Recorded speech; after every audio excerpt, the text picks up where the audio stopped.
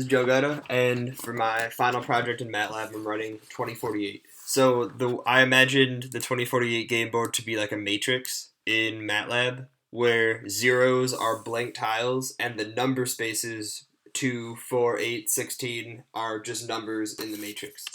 So to start, we'll use this initialize code, which is going to give us our blank matrix. And this has the two values that you would start out with in a normal game of 2048. And then to play the game, we'll run this gameplay section here, which will ask us to choose a direction using WASD keys. And then it calls on these functions to spawn new tiles and to compute where these spaces should move. So first I'll go up, and we can see that this 2 moved up a space, and we spawned another 2 in a random spot. I'll go to the left, where these two 2s become a 4, and we spawn another tile in a random place. Go to the left again so that these 2s become a 4, and I think I'll go up to get a value of 8 over here.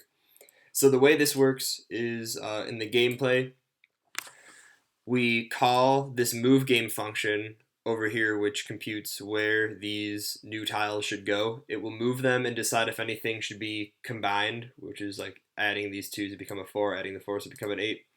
And then we decide over here if the new computed matrix is not equal to our old one, then we get to spawn a new tile in a random place using this function. So this decides where to spawn a tile using these open spaces in the matrix, and we can decide whether it's a 2 or a 4 given this probability that the user would get to change. So right now there's a 90% chance of spawning a 2, but we could change it to 80 or 70% if we want to make the game harder or easier. So what I'm going to work on is making a user interface for this and adding some animation to that user interface so it looks more like the version of this game that plays on your phone. And I will talk more about that in my next video update. Thanks for listening.